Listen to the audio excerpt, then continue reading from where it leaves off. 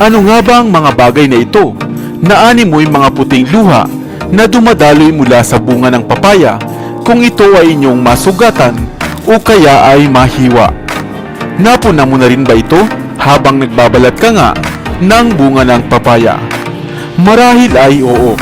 Subalit batid mo ba na ang mga likidong ito pala mula nga sa hinihiwa mong bunga ng papaya ay napakaraming halaga?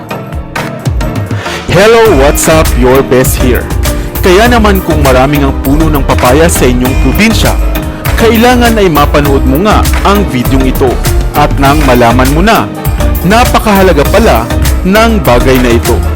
Pero bago tayo magpatuloy, kung bago ka pa lamang dito sa ating channel, ay huwag mong kalimutan na pindutin ang subscribe button at ang notification bell at mag-follow na rin sa ating Facebook page upang lagi kang updated sa aking mga bagong uploads.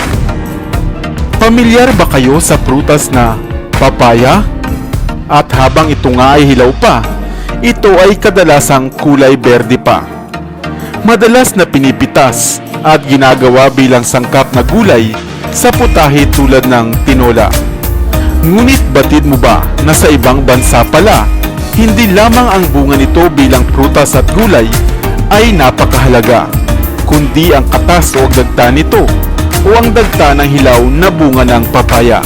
Kanila nga itong kinokolekta, iniipon at napakarami palang gamit at halaga. Ang bagay na ito o ang dagta ng hilaw na papaya ay kinokolekta, pinatutuyo at ipinoproseso nga ay isa palang enzyme na kung tawagin ay papain. Ang enzyme na ito na papain ay kadalasang gamit sa pagpapalambot ng karne tulad ng baka, na matagal na ngang gamit bago pa nga madiscover ang ilang mga meat tenderizer na meron sa merkado. Pinaniniwalaan ring mahusay na nag-aalis o nag-exfoliate ng mga dead skin tissue ang papain enzyme. Kaya nga kung iyong mapapansin, ay madalas ngang sangkap ang mga papaya sa mga sabon at skin products. Naitala ring isa itong mabisang sangkap sa papakari, isang gel na ginagamit bilang pampaputi ng ating mga ngipin. Alam mo rin ba na ang enzyme na ito na papain ay ginagamit na pampasarap at dagdag flavor sa paggawa ng beer, ale at mga fermented malt beverages? Naitala ring mahusay sa mga naiwang marka ng bulutong sa balat ang paglalagay ng papain upang mas mapadali ang paggaling nito. Subalit madalas ay allergic ang mga tao sa matapang na konsentrasyon ng papain sa dagta ng papaya. Kaya nga, bago ka magpahid nito sa iyong balat, ay siguraduhin hindi kayo sensitive sa matapang nitong dagta. Hindi ba't marami palang pakinabang ang dagta ng hilaw na papaya?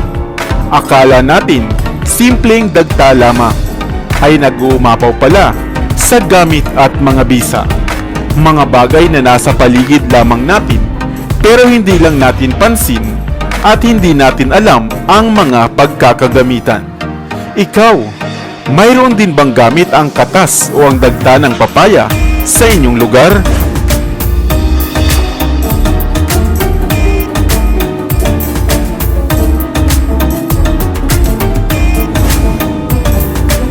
Prutas na papaya, maaaring gawing lunas sa iyong pusong sawi. Ikaw ba ay nabigo sa pag-ibig o kaya naman ay sawa na sa napakasalimuot na mundo? Batid mo ba na may isang prutas pala na makakalutas sa iyong mga problema, ang prutas na papaya? Halika at sama-sama nating tuklasin ang natatanging bisa at kakayahan ng puno at prutas na papaya. Nakakain ka na marahil ng hinog o gulay na papaya, hindi ba? Subalit, batid mo bang hindi lamang sarap at linamnam ang maaaring hatid nito at daladala? Bagkus ay punong-puno pala ito ng napakaraming kakayahan, kagamitan at espiritual na bisa. Subalit saan nga ba nagmula ang papaya?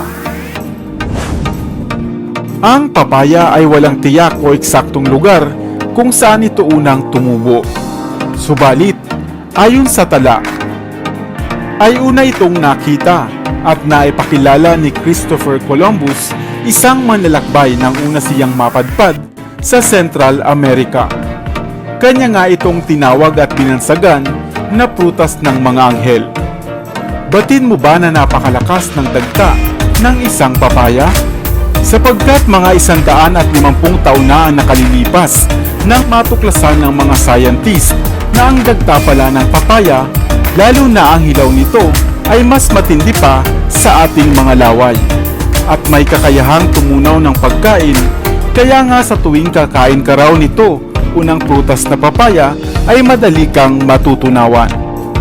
At bago natin pag-usapan kung paano mo nga ba ito gagamitin sa sugatan mong damdamin, ay alamin muna natin ang mga benepisyo ng prutas na papaya.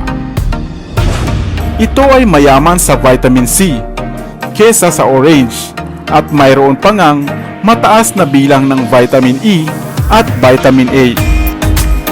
Ang tinataglay nga nitong digestive enzymes ay tinatawag din na papain at cymopapain, ay makakatulong bilang anti-inflammatory agent at upang mapabilis ang paghilom ng mga paso sa balat, kagat ng mga insekto o galos man. Madalas, marahil nga ay mapupuna mo na ito ay ginagamit na sangkap sa mga sabon, lotion at mga skin products. Iyan ay sapagkat ito ay may kakayahang ibalik at panatilihing masigla at bata ang ating mga balat. Kung madalas kang masusuka tuwing umaga, kumain ka lamang ng papaya. Napakainam na lunas ng papaya sa pagkakaroon ng constipation at iba pang mga problema sa ating kolon at tiyan. Kapag kumain ka ng papaya, ay mabilis ka ring matutunawan ng iyong mga kinain. At dahil may lutein din ang papaya, ay mainam itong pampalinaw ng inyong mga mata. Ngayon ay dumako na tayo sa espiritual nitong gamit na maaaring nais mo ring malaman. Dahil sa ang papaya ay isang natural na detoxifier, gamit ito ay maaari mong malinis o kaya naman ay maalis sa iyong katawan ang mga negatibong pag-iisip at mga negatibong bagay-bagay. At kung ikaw nga ay nalulungkot naman o broken-hearted ka o may mga suliranin ka sa pakikipagkapwa-tao o mga relasyon, mainam rin ang prutas na papaya para ito ay maghilom. Sa tulong nito ay lalakas ang iyong pananampalataya at pagtitiwala sa iyong sariling kakayahan, at ibabalik nga nito ang iyong tiwala sa sarili at ang iyong dating sigla. Hayaan lamang na sa tulong ng papaya ay mabalanse ang iyong sacral chakra upang pawang ang mga magaganda lamang at mga positibong isipin at positibong enerhiya ang dumaloy sa iyo. Ngunit papaano naman ito isasagawa o gagawin? Kumain ka lamang ng prutas o gulay na papaya sa loob ng 6 na linggo. Opo, sa loob ng 6 na linggo o 2 buwan. Nang tuloy-tuloy upang gumana at umepekto sa iyo ang bisa nito.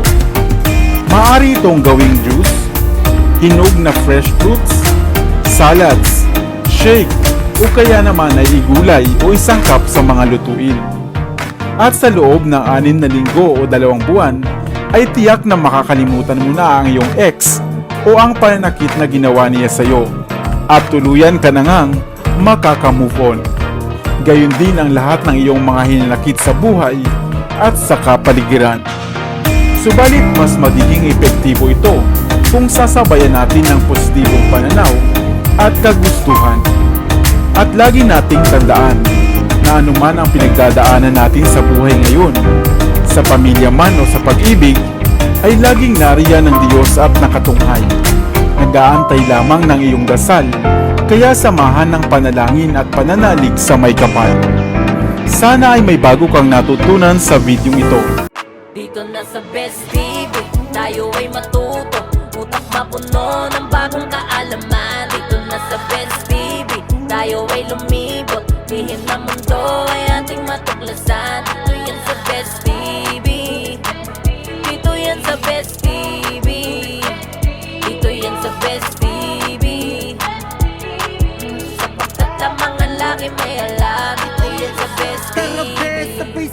tayo na matuto, pagkat dito sa mundo lamang ang siyang marunong. Ating utak salina ng panibagong dunong, mga bagay na sa buhay ay makakatulong